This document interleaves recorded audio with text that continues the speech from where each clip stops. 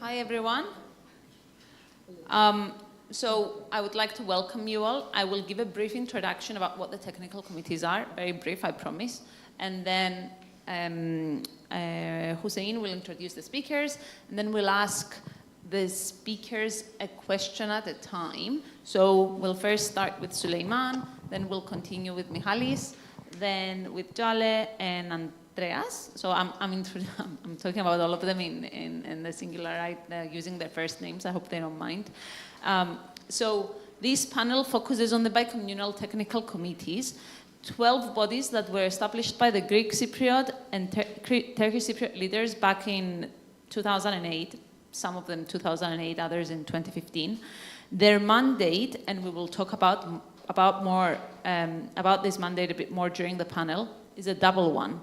First, to address issues that affect the day-to-day lives of Cypriots, and second, to encourage and facilitate greater interaction and understanding between the two communities. Each technical committee has a responsibility for one theme that affects the everyday life of Cypriots. So we have health, education, the environment, culture, crime and criminal matters, cultural heritage, gender equality, crisis management, and so on and so forth. So the technical committees are quite special. They are examples of long-term collaboration between the two communities. And this cooperation is happening currently, while the conflict remains unresolved. As you can imagine, this is not without its difficulties. This panel will try to understand what are the successes of the technical committees, what are their challenges, and what it is they actually do. We will then see whether there are any lessons to be drawn from the technical committees about the future.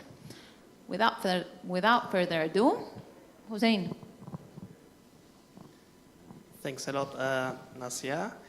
I'd like to start briefly introducing myself. I have been involved in negotiations, but also I was part of an EU ad hoc committee where it was kind of a bicommunal technical committee, but also we were contributing to the negotiations. I'm very interested to hear their experiences of working in a bicommunal technical committee, given that there is lack of negotiations.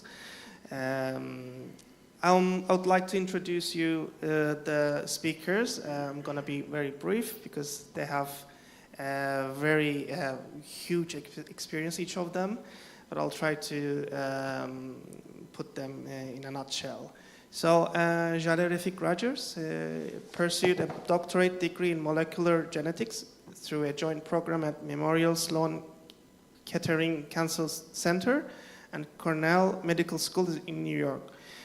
She has contributed to the Cyprus Turkish Human Rights Foundation as a Board of Trustees member and has served on the National Cancer Advisory Board. Since 2014, she has been a member of the Bicommunal Technical Committee on Health and is also a member of the steering committee of the Cyprus Women's Bicommunal Coalition. Mr. Suleyman Gelener is currently pursuing a PhD in History and Philosophy of Education at the University of Groningen. Since the early 2000s, he has been involved in civil society, focusing on educational policy reform and its role in fostering social change. He has been actively involved in organizations at the local and international levels, promoting culture of peace, democracy, social justice, and equality. Through the development of education, he has been an active member of the Bicommunal Technical Committee on Education.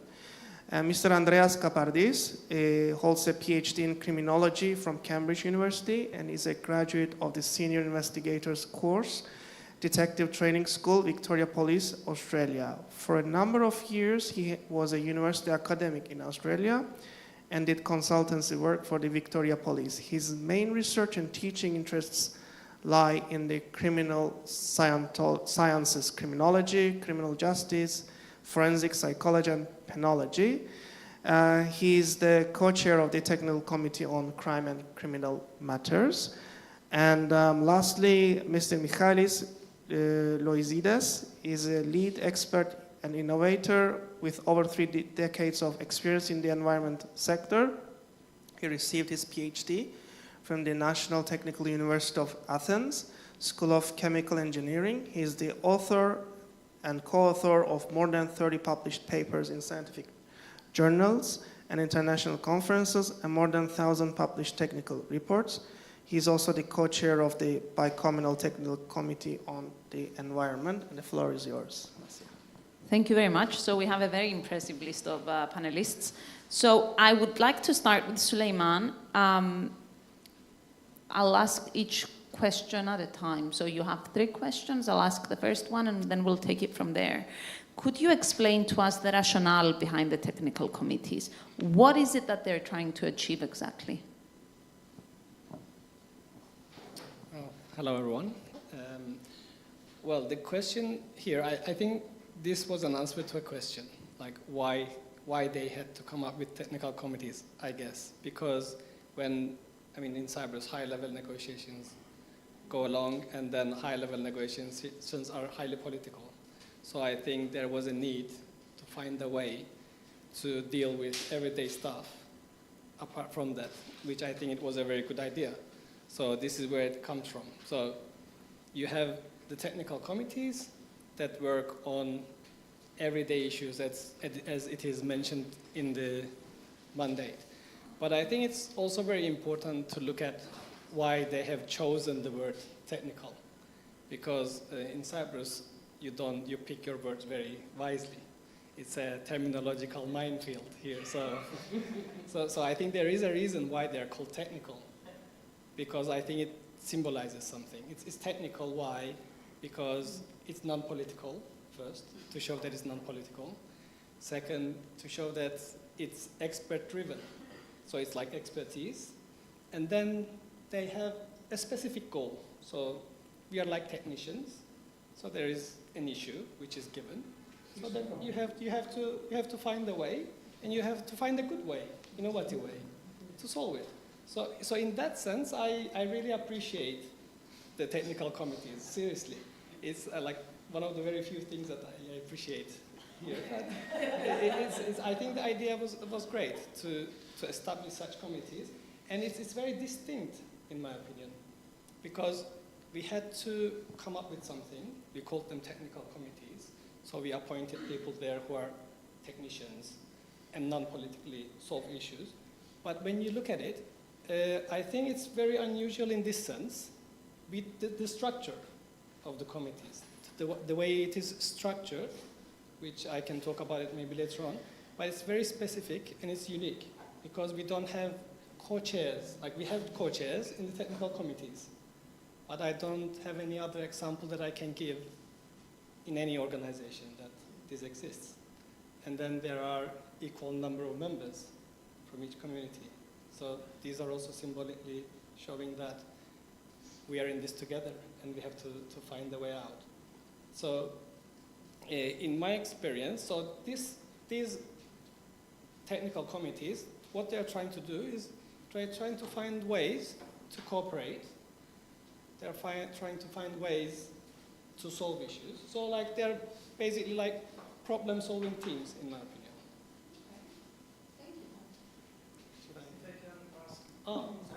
If I can ask you the second question, you kind of answered the first part of my question. You touched based on the strengths, but in your opinion, what are the limitations of the technical committees? Well, the strengths, of course, the structure is one of the strengths. Why? Because when you have co-chairs and equal number of members, then everybody needs to like support and defend what's the outcome is, right? So it's something that you produce together. It's something that is out there, and then everyone works for it. I think the other strong element is that you have the support of political leadership in a way, because you are given the mandate from them, right? So you are supported, so that's an advantage. When it comes to limitations, I think I would say the mandate. So it's very narrow. So you have a narrow mandate that you have to work on. So it's not very easy. Second limitation could be the time. It could be slow at times. I mean, it doesn't always go as fast as it could, because there are many things to cover while you are progressing. So yes, it's a limitation. It's slow, but it's steady, at least. From what I see, it's a steady progress. Sometimes it's at gear 1, sometimes it's at gear 5, but it's still moving, in a way. So even the limitations, I think, have something to do. And it's long-term, another positive. So they always exist. I mean, they still exist today. They started existing 2008. But maybe it's about time to think differently about them. We'll get to that later, yes. Thank you very much. So I just wanted to before I ask my question, I wanted to get back to this idea that the technical committees are technical and they're therefore not political. Every 6 months, we get a report from the Secretary General that says politicians need to make sure that they insulate the technical committees from the political. So I do think we're kind of sugarcoating it when we're saying the technical committees are just technicians doing their task. I'm not sure they are. And I suspect that other people on the panel agree with me, and they will have the opportunity to get into that later. I have one more question for Suleyman before we go to Michalis. Is there any room for improvement in the functioning of the technical committees? Can we do something better, or are they working well already? Well, I didn't say that they are. I just said when the term comes there, it shows that. But I don't claim that. So, yeah, I'm trying to be positive. I mean, in Cyprus, everything is political. You can't even order coffee without worrying about what should I say. So, so is there any room for improvement? I think, in my opinion, I'll still be positive, that there is plenty of room for improvement. And I think when it comes to technical committees, what comes to my mind is the Swiss model. I think we can take this. In Switzerland, they have different cantons, similar to Cyprus, different languages, different ethnic backgrounds, whatever. But what I was impressed when I was listening a presentation about Switzerland is that they had, their foundation is they have an agreement to disagree, and they have an agreement to cooperate. So this is the basis. So I think when we come from there, the technical committees, I think in my mind, is one of the very strong bodies, and they're very underrated, the work they do, that brings together two communities to take decisions all together that will benefit to everyone. So I think these technical committees should formalize, in a way, I don't know how, and institutionalize. I think this is the way forward. We have to find a way to make them work, and they have to be there. I mean, what happens tomorrow in case of a solution, and whatever solution? You will need bodies that are together, and they are making some decisions, they are finding some solutions together, and whatever the issue is. And you have to do that because you need to cooperate, you need to coordinate, you need to find ways to harmonize if you are going to live on the same island. So this is why I give the example of Swiss model, because it's a very good model. They find ways to cooperate. So I think we are already there. So we already established technical committees, and we have some experience. I'm not saying everything is flowing perfectly or everything is working perfectly, but we have an experience. There are different heads of committees, and they also tell you, like, the small wins in Cyprus are not very appreciated. But for example, it was the technical committees that I can use my mobile everywhere now. Like, it's just a small example. Or during COVID, there was with the vaccinations. Like, there are things that they are small. Yes, maybe they're not headline news, but there are like small steps every single technical committee is doing. And I think these are important, and I think they should be appreciated more. Thank you very much. Okay, so that was a very positive message. Let's go to Michalis. So far, we've heard about the technical committees generally. I would like to zoom in on the technical committee that you are co-chair of, the Technical Committee on the Environment. Can you give us, and the reason I'm asking this of you is because whoever I speak to, I hear about a few committees that are doing excellent work, and the Technical Committee on the Environment is among them every time. So can you give us some more information about the Technical Committee? Who appoints its members? What is their expertise, right? Are you all there because you're so beautiful, or do you have other characteristics? And how do you actually work together, right? How do you make it happen? Yeah. No. Thank you very much. If we're handsome, huh? This is the beauty. No, that's true that we were very lucky that the people that are the members of our committees, they are all very sensitive in environmental issues. So the aim is clear and without any political or other issues. And also it's easily technical, and I will say what I mean. There was a fire a few months ago in the north. Okay, the moment that we saw it, it was in Nicosia, in a very big industry. So at that moment, the wind was blowing towards the south. So I immediately called if we have to evacuate. I called the police, who were ready. So I was expecting from the members, whoever was very near, to go inspect and see if the fumes were dangerous for the people that they were breathing, the plume. So you see, there are issues that you have to do something. It was fires, the same thing. It was a matter of oil spill coming from Lebanon, and it would ruin the whole coastline from Apostolos Andreas to Ayia. So there are issues that you cannot say that we are separated, per se. Either you die or not. It's as simple as that. And so the first pillar is that we have issues that you have to find a solution. So we need to be to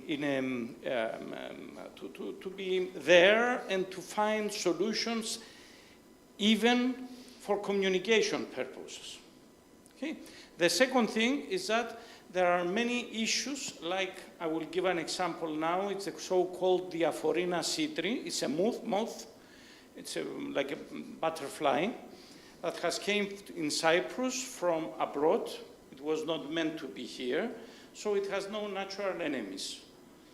At this moment, and this is actually based on DNA, all the enemies that we can use, if we bring one enemy and we bring one in one side and one in the other community, then what will happen is that they will fight each other, and instead of killing the Diaphorina citri, they will kill each other. So even in the moths we have problem in this island. Huh? Okay. So what I mean, we have to collaborate, find one enemy, and to bring it for the whole island. So the ecosystem is there. And even if you want, you will not succeed. And actually what this Diaphorina citri is doing is that in other countries that they didn't really take measures, what happened is that all citrus trees died. I mean, we are not talking about 20%, 30%, 100%. You will not see a lemon, you will not see oranges, orange.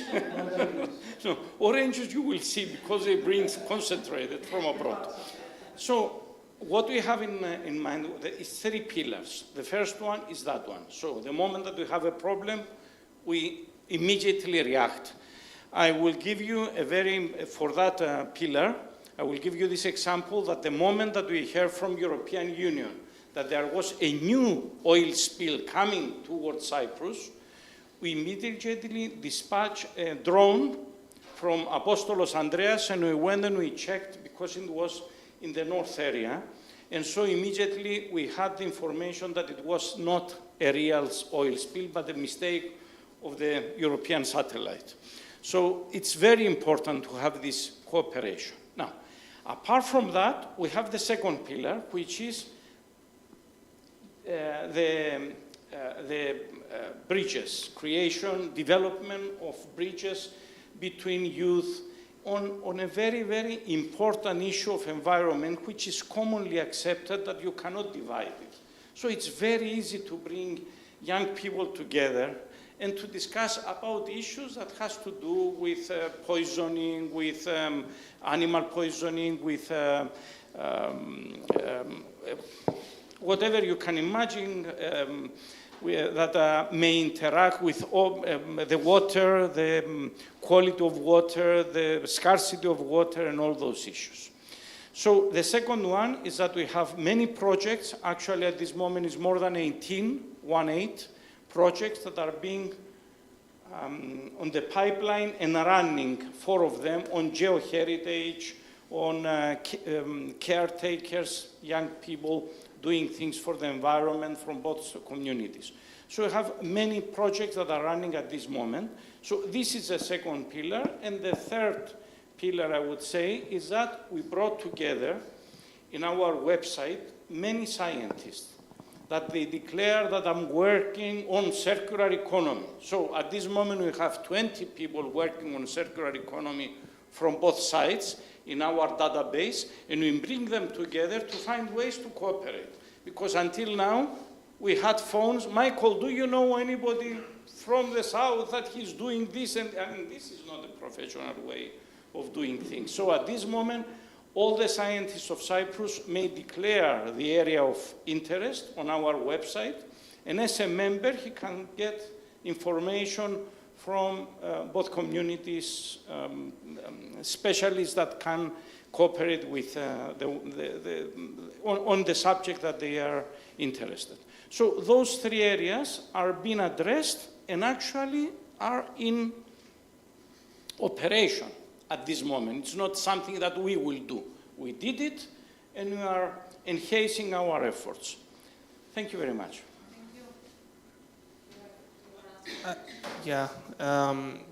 We heard some, positive work of your committee, but would like to know what are the challenges faced by the technical committee that you're working with, and can you give us examples of failed projects? How can we overcome the challenges that you have described? Only one, politician. Keep them away from us as far as possible. This is the only problem we face. And how do they do this job? I mean, the obstacles? Through delays. No, they never say no. We will see that, and it took them 2 years. Every week we had a reminder, yes, we are looking at it, but we had this issue, and let's see, 2 years for nothing. I mean, this is the only obstacle I see. All the others between us, the scientists, we find solutions. As you said, we are technical people, we are engineers or other disciplines, and it's our job to find solutions. So if we were let alone by the politicians, we would have find a way to promote several cooperation issues and also bridges of cooperation in the sense of continuous collaboration, not project basis. I mean, at that moment, for the Aforina City, we found out that we could have a laboratory and check all the fruits, vegetables, and others that are going and coming through the buffer zone, okay?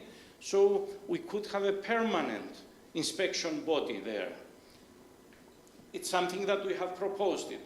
Eventually, in 2, 3, 5, 10, 20 years, they will say, okay, please proceed.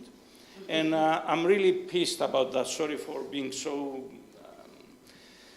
passionate about this, but this is something that the 2 leaders should look into it. We don't have any problem at this moment because a few years ago, I must confess, when it was Mr. Anastasiadis and Mr. Akinci, the problem was the money. We didn't have resources to do things. They were very positive, both positive. We didn't have the resources. At this moment, we have millions in front of us, and we cannot use them because of the politician intervention and the delays. Thank you very much.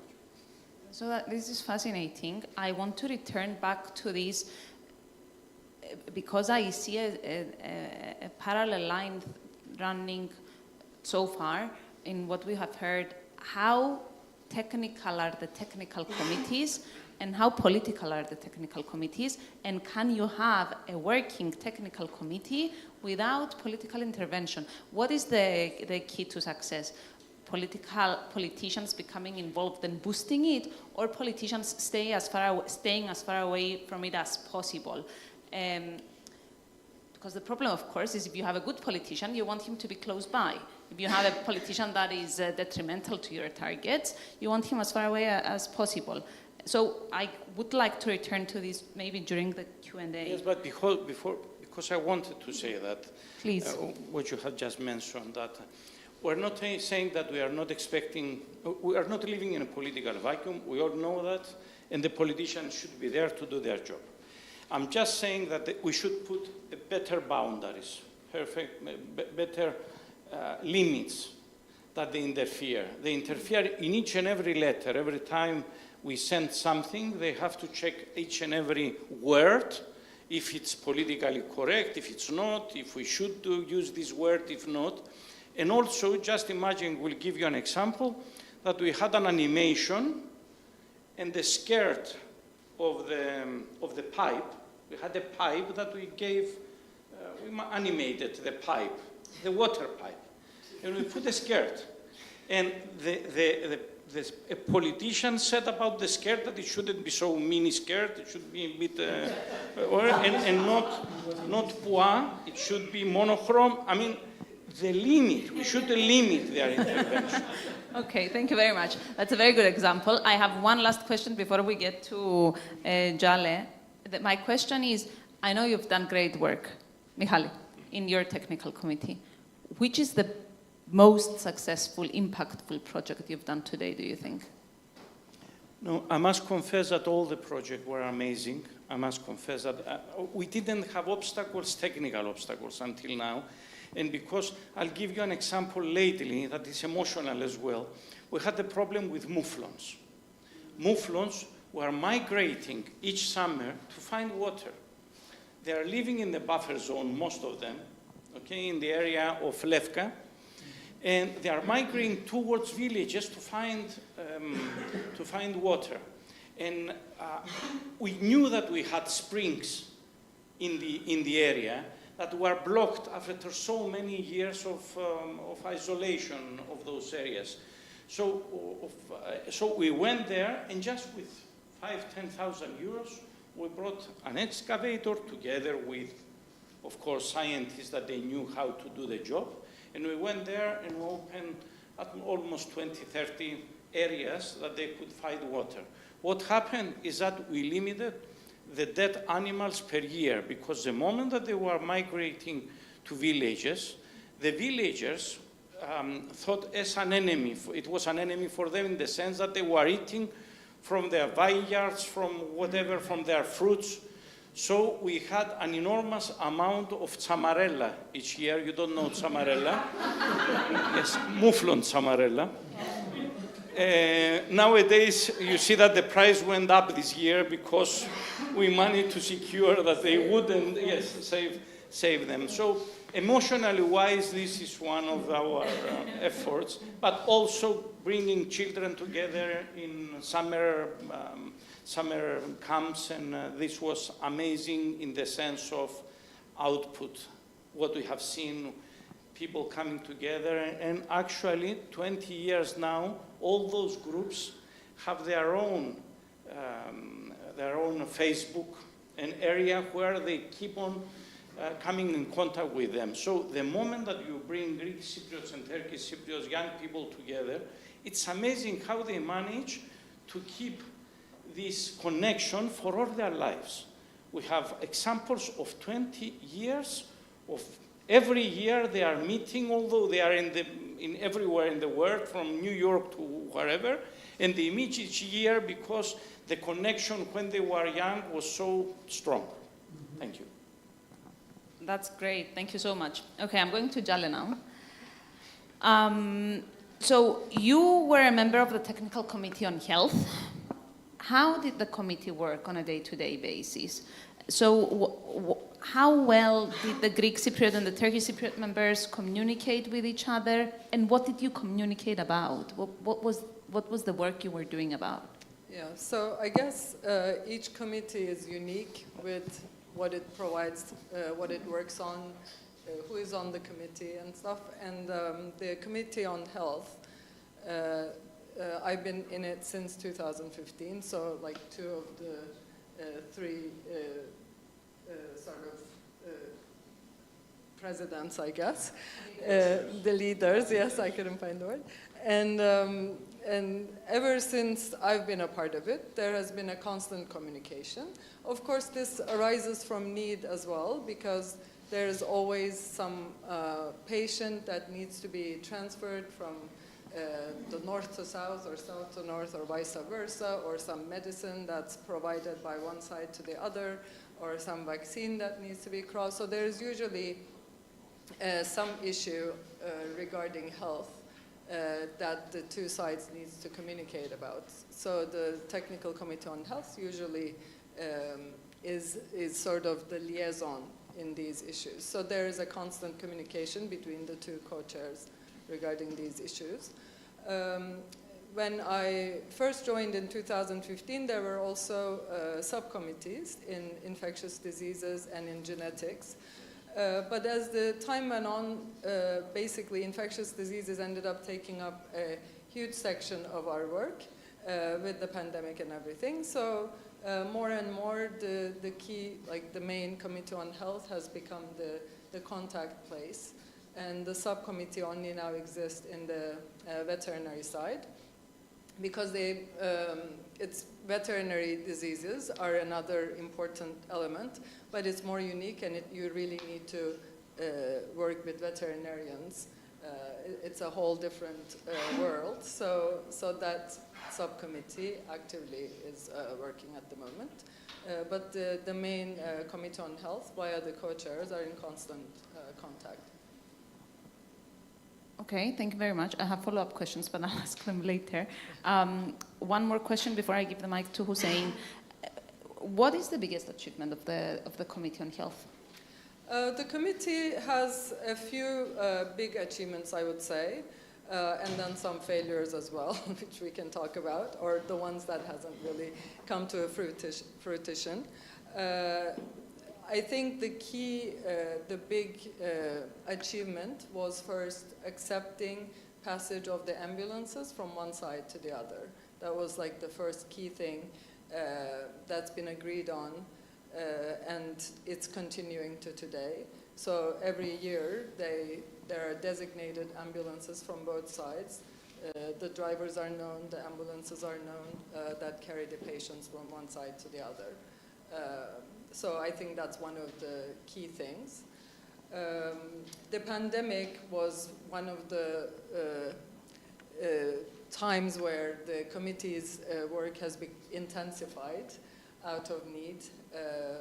And constantly the epidemiological reports from both sides were shared in the committee, and it was influential in decision-making and opening the checkpoints or closing them.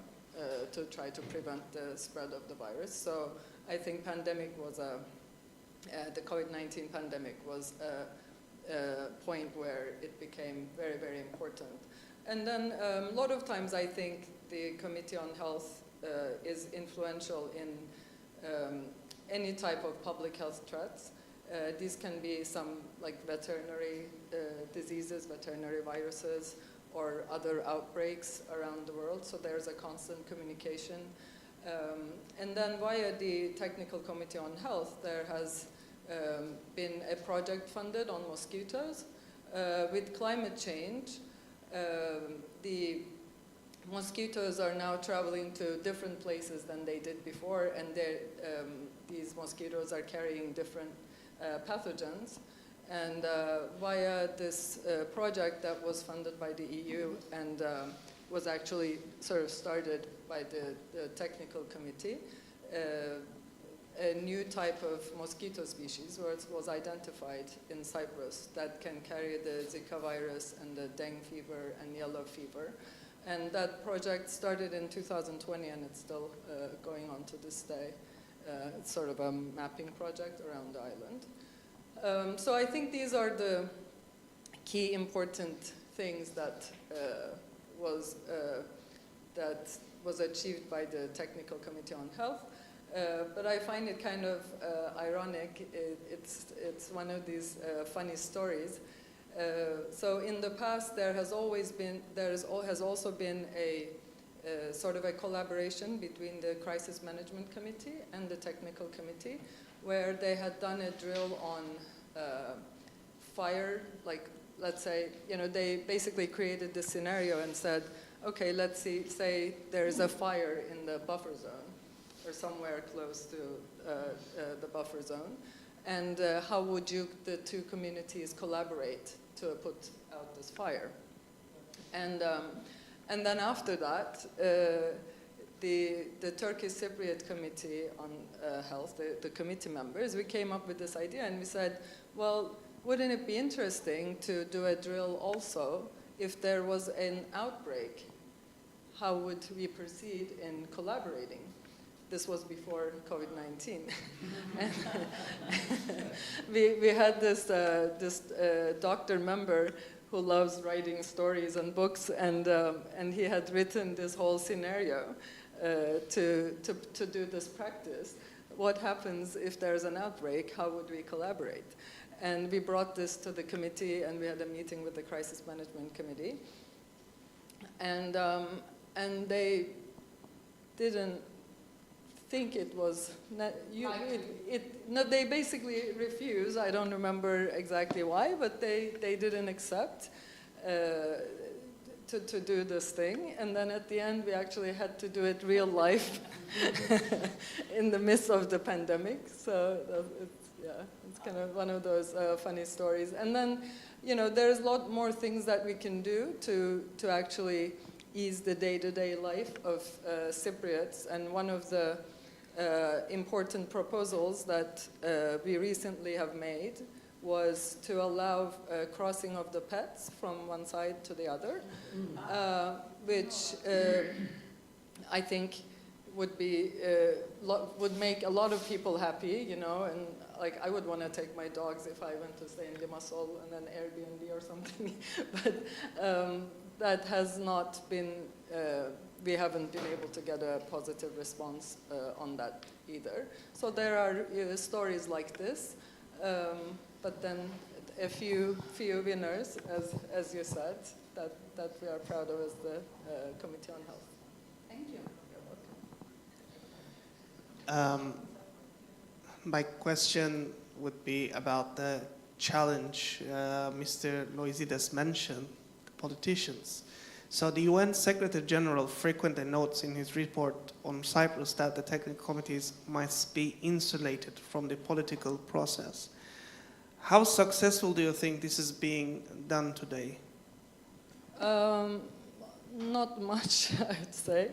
It's kind of there are different levels of this, I think, that needs to be discussed. One of the issues, at least with the Committee on Health, I can say this, and there are a few other committees that I know have the similar issue.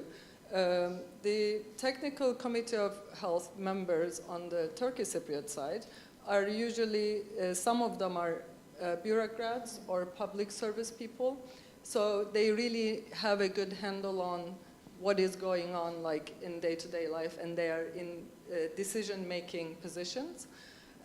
Whereas our counterparts a lot of times are retired people that really don't have any say in, or they don't know exactly like what the day-to-day workings are. So we often run into this issue of them saying, oh, we will ask the competent authorities and get back to you.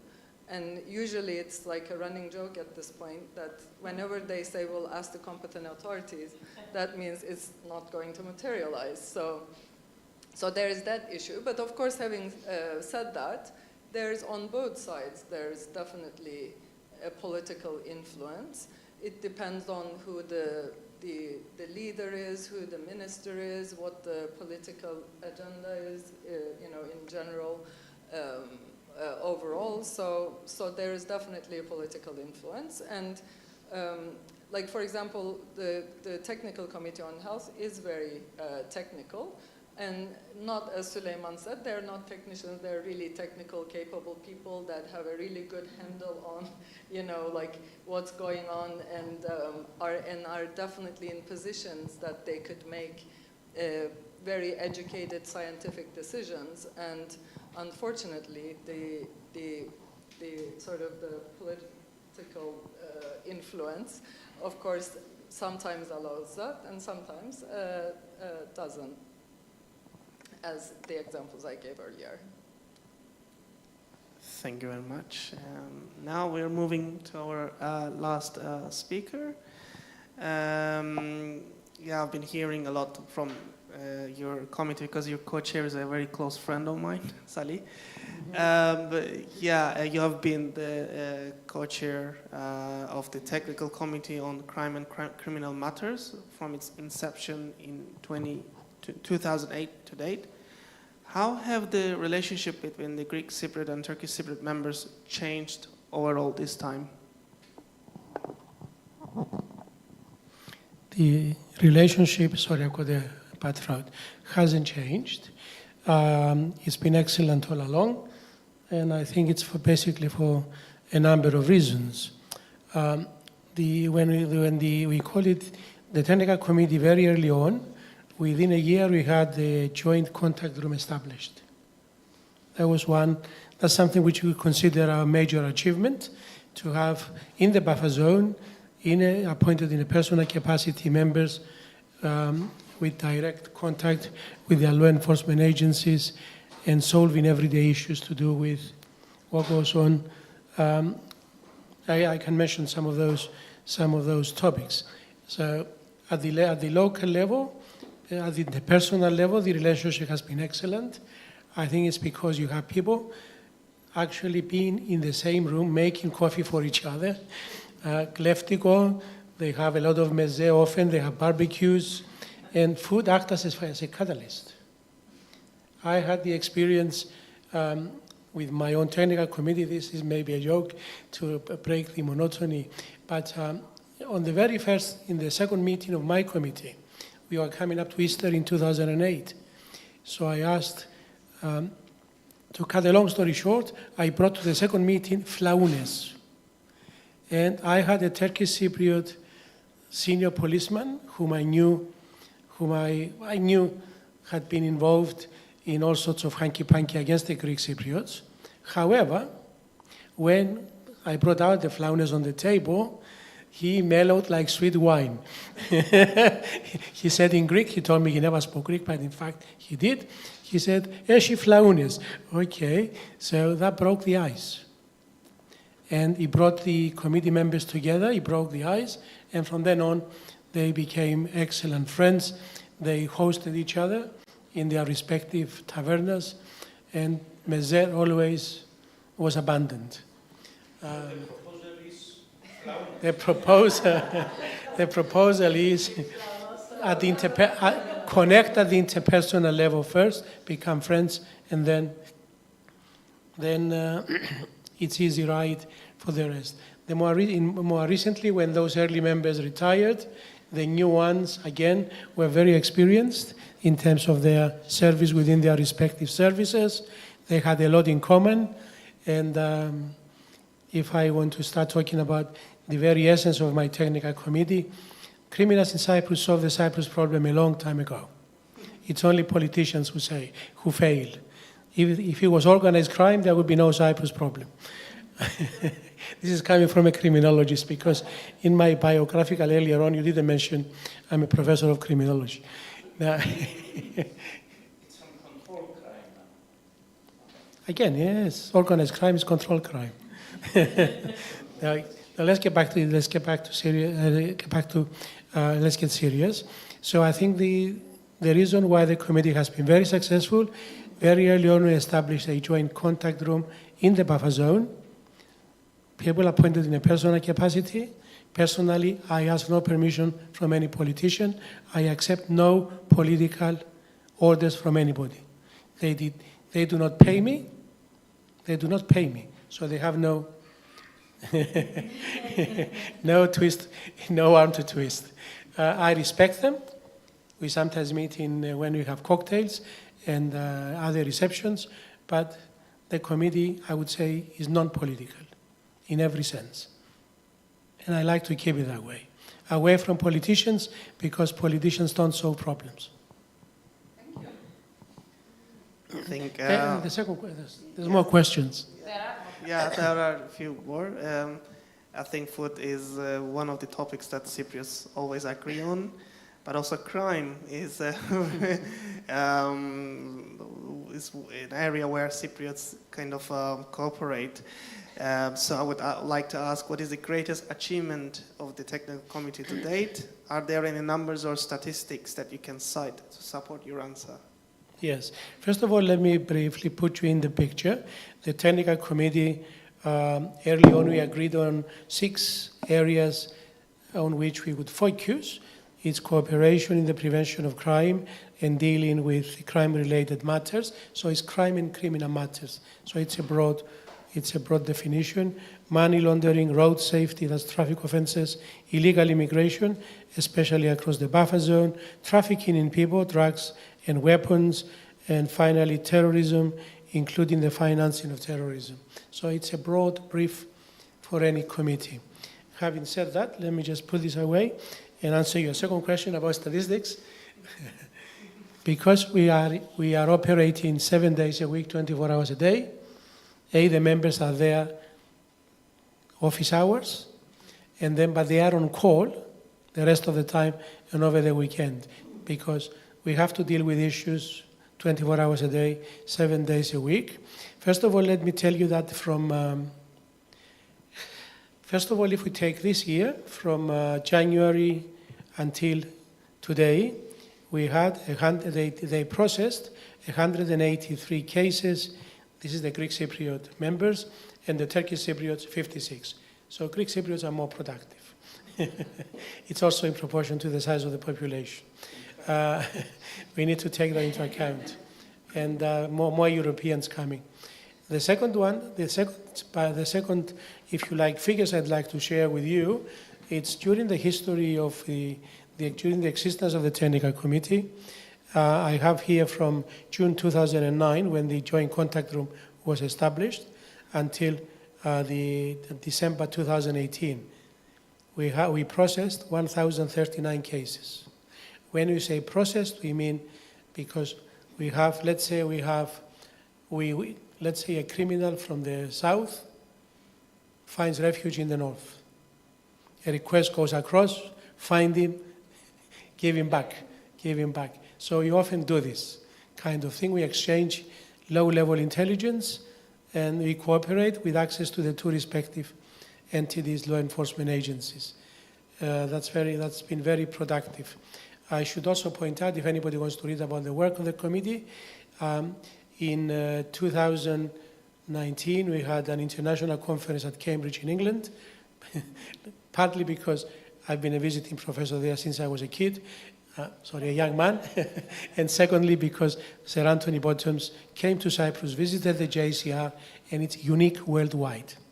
Nowhere else in the world where you have a divided country the way we know it in Cyprus, do the 2 communicate in such a way. And that international conference, you can look up, JCR, Cambridge JCR conference. There's also some useful statistics there. But I'd be happy to answer more questions. I have one more question before I open the floor to the audience. And this is a question for Professor Kapardis, but it's also a question for anyone else of the 4 who wants to answer, because I suspect that Dr. Kapardis has a very specific answer to give, which might not be the same from the rest of you. The technical committees have done excellent work, but they have kept a low profile. So before I started professionally researching the technical committees, I didn't even know they existed.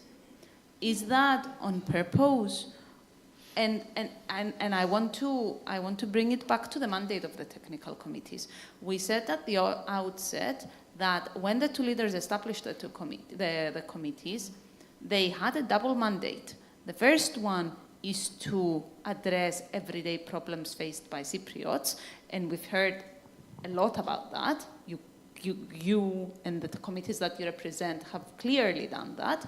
But the second mandate is to develop trust and better communication between the communities. This is not my interpretation of the committee's work. This is the official reason they were set up. So my question to you is, why, or to put it differently, are the technical committees developing trust and cooperation if the Cypriots don't know that they exist?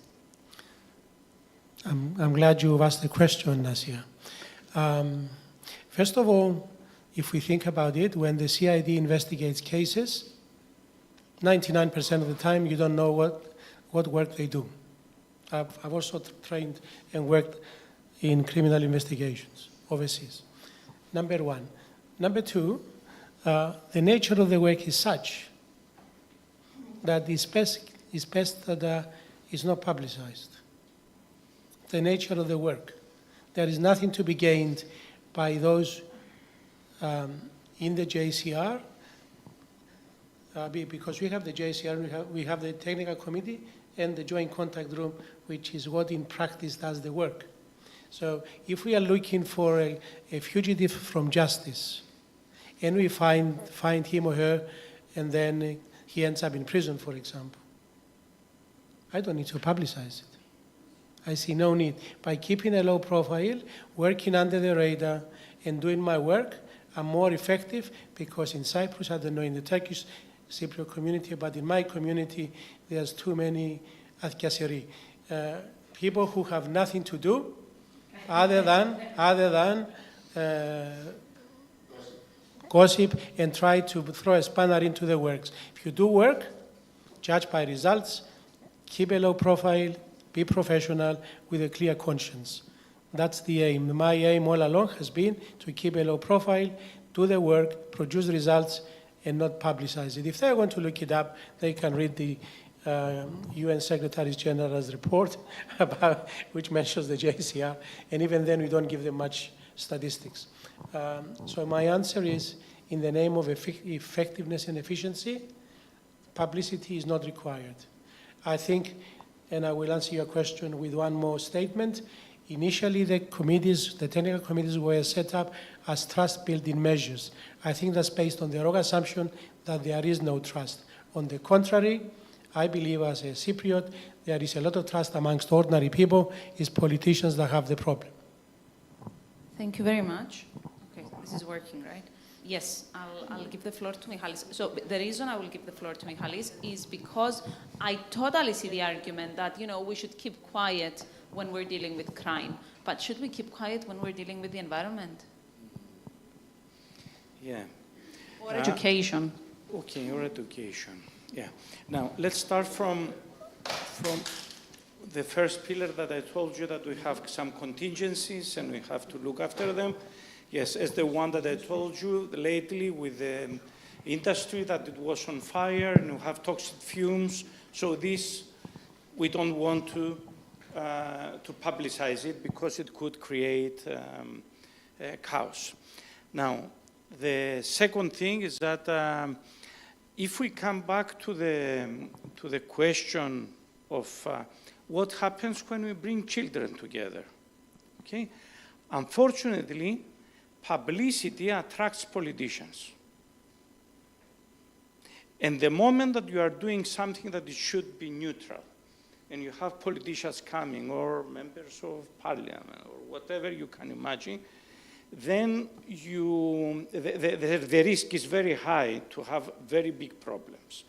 So yes, we have found ways through the schools, through NGOs, through whatever you can imagine, to disseminate and bring children, bring youth, bring the people that we want to bring and to cooperate without having too much fuss, because this could lead to a very problematic situation Because yes, as I said, we are not living in a political vacuum, but if we have the political interference, then we have very high risk of not being able to proceed with what we were aiming to do.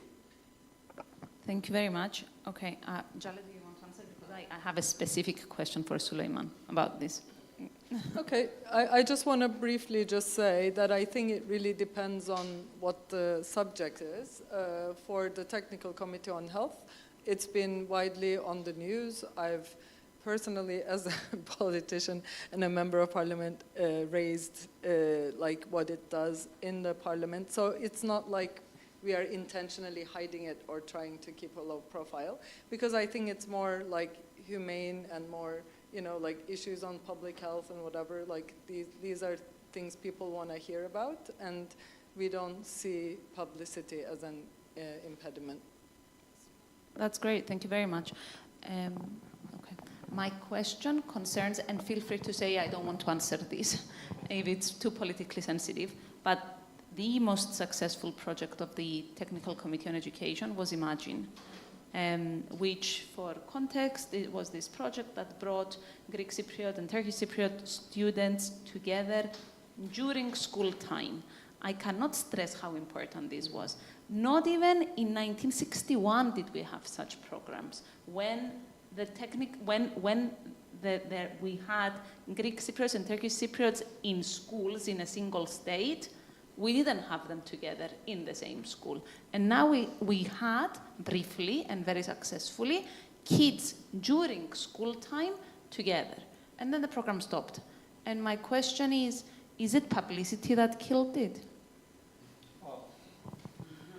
I think it's more than that. Okay. But going back to your question, keeping low profile and visibility, I'll mention something about that, and then I'll try to answer your question, what happened to the project of the Technical Committee on Education.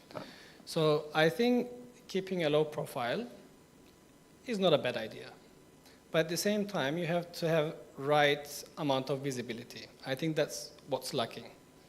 So if there is like enough visibility and information given to the public, it should be important. And I think this is lacking, generally speaking, about the technical committees. Maybe they should keep a low profile because they're doing their work, but at the same time, there should be announcements or press releases. So going back to when I used to be part of the Technical Committee on Education, that was the case, actually. There was always a press release in the beginning of the educational year, and there was another one at the end. And then in the meantime, the co-chairs, they were giving interviews. So I think in that sense, it was quite visible, since you can ask me the question, because you knew about it, right? Well, what happened there, it's a long story. I don't think we have time to cover here. But could this happen? It happened already. And I think it was a very important project. So it was one of the mandates of the Technical Committee on Education. So there was 3 mandates, because there is a general mandate, but then each specific technical committee has their own mandate. So one of the mandates of the Educational Committee was to come up with a mechanism to bring the 2 educational systems, teachers, students, schools, together. So I think we successfully made that reality. It stopped, but this shouldn't stop the technical committee on working on it. They still have the mandate. There is still a technical committee. So if you're not happy with one project, then you have to come up with an alternative one. So yes, it stopped, but it doesn't mean that nothing similar will restart again. So I think technical committees, I still believe that they're very important, and I think they should find ways to function, because they are the ones who have to come up with a solution. Like, it happened before, and it can happen again. That's why my suggestion, like room for improvement, that's why they have to be institutionalized.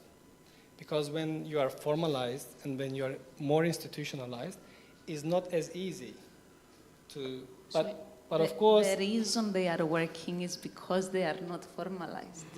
Yes, but okay. It's a contradiction in terms. No, it's not. As soon as you formalize them, these 2 lovely gentlemen will walk out. Yeah, okay. Well, okay, no, I'm not saying that. I'm saying that you can expand their scope, the mandate. So it doesn't mean that you have to always, I mean, they're appointed by the politicians, so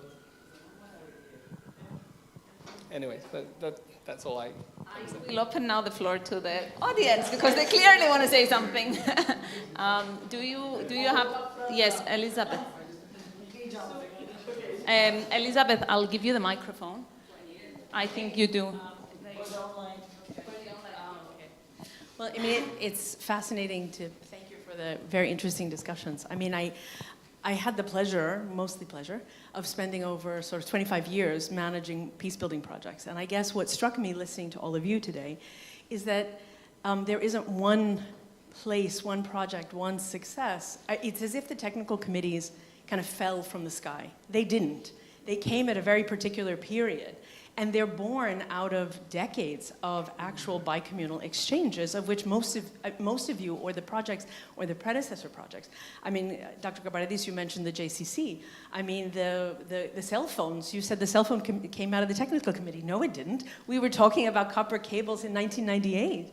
I mean, part of the success, I think, and I think all of your success that we can talk about, whether it's, are built on these relationships from the past. They're built on habits of cooperation that were very hard fought, not just by kind of formalized, between the two sides formally, but then also through civil society, which only started to kind of rear its head in 1998. So I think, there's the veterinary projects, the geology projects, the animal health projects, the firefighting. You were talking about firefighting, is built on the firefighting projects that were done before them. And so I guess I'm reflecting because you confirmed what I had been thinking, right? Which is that you've got to have the relationships, you've got to have the kind of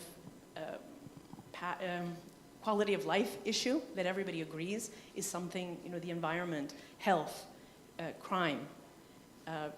All of these projects come from a need, and that was part of the reason for the technical committees, was to get at quality of life issues. I think the danger with formalizing some of these things is that it robbed civil society. I mean, there were some places where I would argue there's political capture, and education is one of those. Gender is another one, right? You had, by formalizing it and making it the purview or the provenance of a technical committee that was politically appointed, because all of your compositions have to be politically appointed. Now, some of you are larger than life in the bicommunal movement, right? No one is going to mess with the Joint Technical Committee on Crime and Criminal Matters. Nobody's going to mess with environment. Sorry, they're not gonna, right? And so they have, but some of the others are, again, I would argue, captured. That civil society was running ahead of them. I mean, without the Association for Historical Research and Dialogue fighting and struggling in the early 2000s to create the Home for Cooperation, we would never have had Imagine to be talking about now. So again, I'm sorry that it's more of a reflection, but it's really hard to be sort of sitting here with the 30 years of context for the technical committees to look at. But anyway, but thank you, and I think the continuation, it comes from your hard work every day, because it does have to be. There's a lot of care and feeding that goes into them. So. Thank you very much. Yes? I go back to my experience with the Gender Equality Technical Committee, and from the beginning we were actually told that our work would be kept secret. We had a mandate given, and we produced our job, basically, gave it to the two leaders, which to this day I have not heard anything back from the two leaders. One of them, or both of them, are not there anymore. And I mean, the technical committees are basically, I think, supposed to be there irrespective of the negotiation process, right? So if there's no negotiations going on, the technical committees should actually go on without looking at, political will or whatever. But our experience in the Gender Equality Technical Committee was that if one of the leaders is upset with the other guy during that week, we were not supposed to meet that week. They were actually telling us not to meet that week. We were receiving messages that it might be more okay to meet next week, possibly, probably, we'll tell you. So basically, yeah. I have a question for you. Do you think that is, they didn't say that, so I'll try to connect what Elizabeth said and what Mina said. They have never told that to Mr. Kapardis, to Professor Kapardis. They never said the JCR is not going to work. Is it because it's crime and therefore they could not afford to stop it and they could afford to ignore gender issues? Or is it because it's Professor Kapardis and he is larger than life? Yes, but had you been someone else, that permission would have been demanded. But I don't think they ever asked the health committee to not to meet either, at least. Exactly, because they cannot afford to have the technical committee on health not meeting. But they can definitely afford to marginalize women rights. The original technical committees were the quality of life areas. Those are the original ones, right? Education comes along later. The gender comes along in 2015, right? They come out, the original ones are the ones that reflect those things where you couldn't stop the discussion. We left out, I'm sorry, but we left out cultural heritage, which again continues to do great work. But in 2000, when they were doing St. Mamas in 2000, when was it? 2004, the first time. That was hard, right? I mean, there was an entire momentum that then became part of the technical committee. So I think you can't stop the ones that were in, I guess now you've actually helped me better articulate what I was saying, is that the ones that were already in motion are harder to stop. There was a lot of cooperation on health, even then. I mean, it was harder, but you had places. You couldn't stop them. The other ones, I think, were a little bit more, in my opinion and in my observation, they were a little bit easier to mess with because you're putting political people in them and they have to kind of, sorry to say, who cares about gender, right? Yeah, and they're on things that are social and critically important, but not necessarily kind of, again, all citrus trees dying is not something the island can survive. A fire isn't something we can survive. COVID. We cannot Cancer isn't something that we're willing to live with. I mean, these are things that, and that was the purpose of the technical committees when, in 2007, 2008, when the leaders stopped, they came to a particular place in time, right? And they wanted a place to grow. And this is what it reflected. Yeah, and just one sentence to add to that. What I find interesting though, even though as you said, you can't ignore a fire, there is an urgency there, but we still can't, the technical committees, what they have failed to achieve, maybe yours is an exception, but even if there is a fire and you want to collaborate, there can't be any direct contact in the fear of recognizing the other side. So, a fire takes place somewhere, and so-and-so needs to call so-and-so, and then so-and-so needs to call so-and-so, and, the chain goes on until the actual, head of fire department is called for help, because there is this fear of, I need to make sure I don't recognize. And they have to come without their uniforms.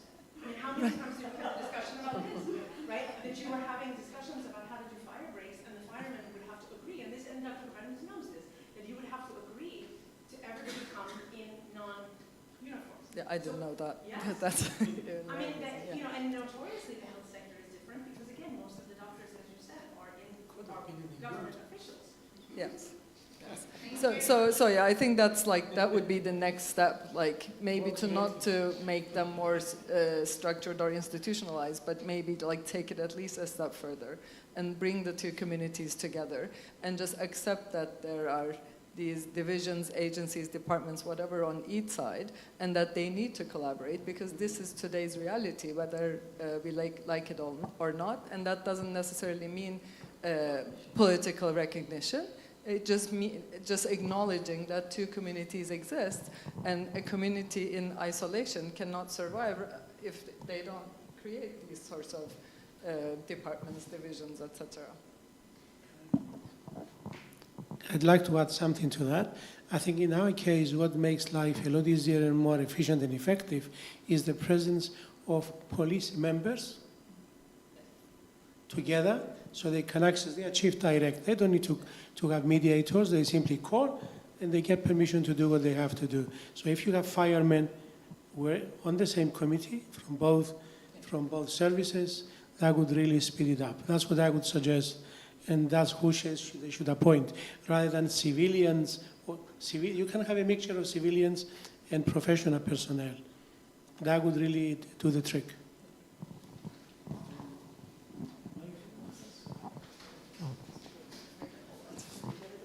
Hello, Christoforos Dimitriou. Thank you very much for all this work that is being done, and I heard amazing stuff today, and for all the work that was done before that, Elizabeth. Personally, I believe that there needs to be more visibility to this work, respecting the issues that should not come out publicly, like the ones you mentioned, and Michali, the ones you mentioned, Andrea. But there needs to be more visibility.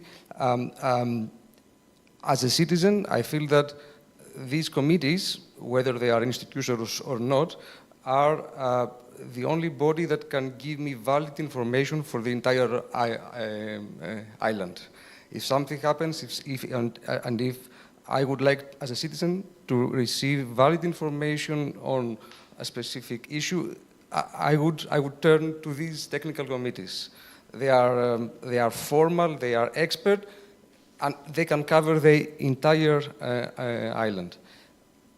I have two daughters, aged 10 and 12. They asked me what the European Parliament does. They asked this question to me last summer. Can you imagine why? What had happened some months before that?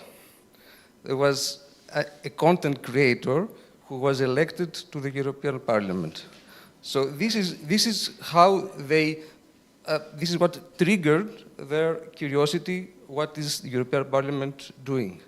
They didn't ask me about technical committees. So there needs to be visibility, there needs to be communication that will be targeting the youth, not only through announcements or through the UN Secretary General's report. We need to target the youth, and we have technology to do this because they have their own mobile phones.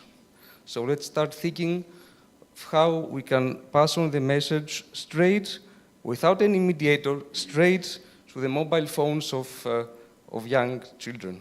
Thank you. So TikTok is the key then. Thank you very much.